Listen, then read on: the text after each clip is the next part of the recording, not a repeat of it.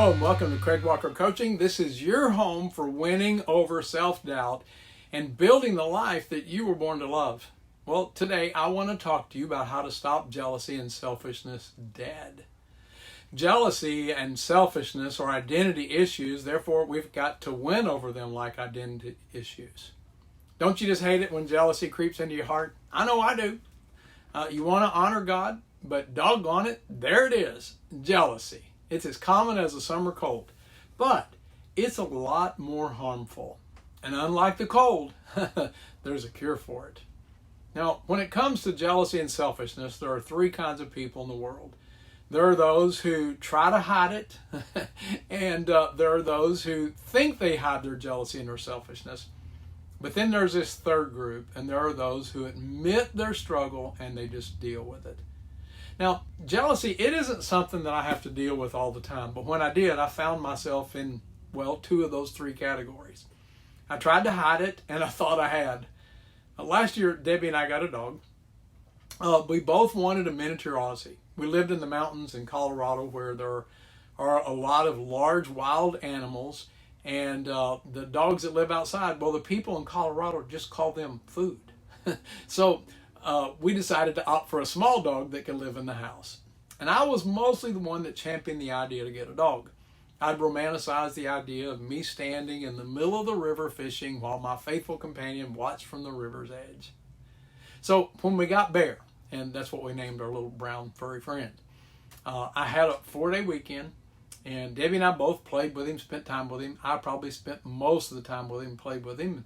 At the end of that 4 days, it was obvious that he loved me the most, and I was pretty happy with that. Well, on Tuesday, I went back to the office, and Debbie did most of the playing with him, spent most of the time with him, and it became obvious that he was her favorite, and I thought I was happy with that. But then I noticed my attitude starting to change, like the drip of the first drip of a runny nose. It's so embarrassing to admit that I was catching a case of jealousy. I wanted my dog to love me the most. After all, isn't dog supposed to be man's best friend? Well, I tried not to show it. How do you explain that you're jealous for the affection of a dog? Did I say this is embarrassing to admit? It is. Well, what happens when you try to hide jealousy? Like waste from a septic system, it leaches out. Ooh. Often passive-aggressively. It shows up in subtle comments, snide remarks, rudeness, even distancing. And I think I'd kept the sarcasm, the snide comments, and the rudeness down to a whisper. Well, at least Debbie said she never noticed it. But distancing, that was about to become a real issue because I just had this thought. I'm just going to ignore them. That's what we do, isn't it? But just having that thought was like the clap of thunder, and it woke me up. I know I should be ashamed of myself. I should be embarrassed to tell you this. And I am. I truly am. But I did what I had to do to win over jealousy and selfishness. I came clean. I confessed my shameful behavior to God and to Debbie. Now, God forgave me and he set me free. Debbie, I think she just laughed at me. Then James, this is the teaching from James. Let me just tell you, I'm going to read this to you. This is harsh, so don't say I didn't warn you, okay? James writes this: for jealousy and selfishness are not God's kind of wisdom. Ouch. If only he had stopped there, but he didn't. He writes such things as jealousy and selfishness. He says they're earthly, they're unspiritual. Then he delivers the slap in the face. And it's demonic. Demonic. James says even hidden jealousy and selfishness are disruptive in a home, in a church, in your workplace, in your organizations, and all your relationships. Why? He said, for where there's jealousy and selfish ambition, there you will find disorder and evil of every kind. Why? Why is this so harmful? Because jealousy and selfish ambition are earthly, unspiritual, and they're demonic. So forget hiding it. Forget pretending. Ironically, though, James says not hiding it is the cure.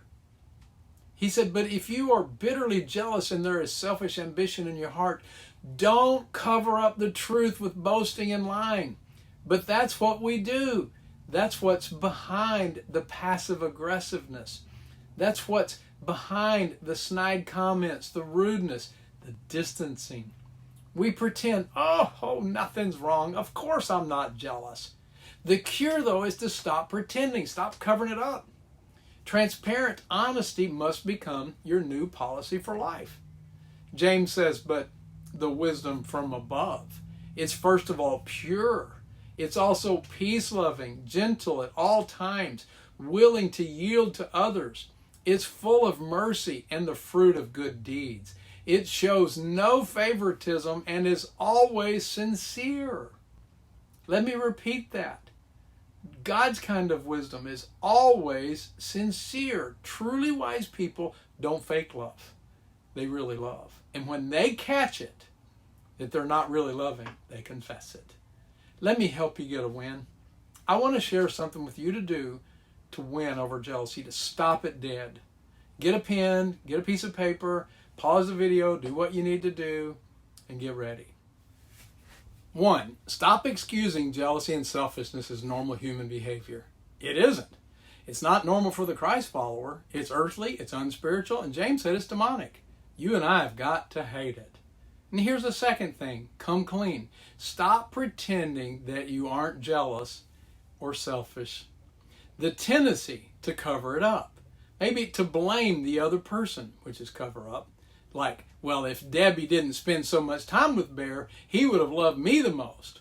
Or she's only doing this so that she can become his favorite.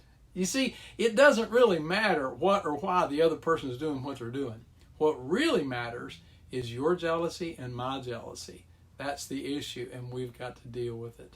If you can't just tell God and find freedom, then you're going to have to tell the other person, I'm jealous of you, and ask their forgiveness. Yes, it will be as embarrassing as it was for me, but yes, you can get free.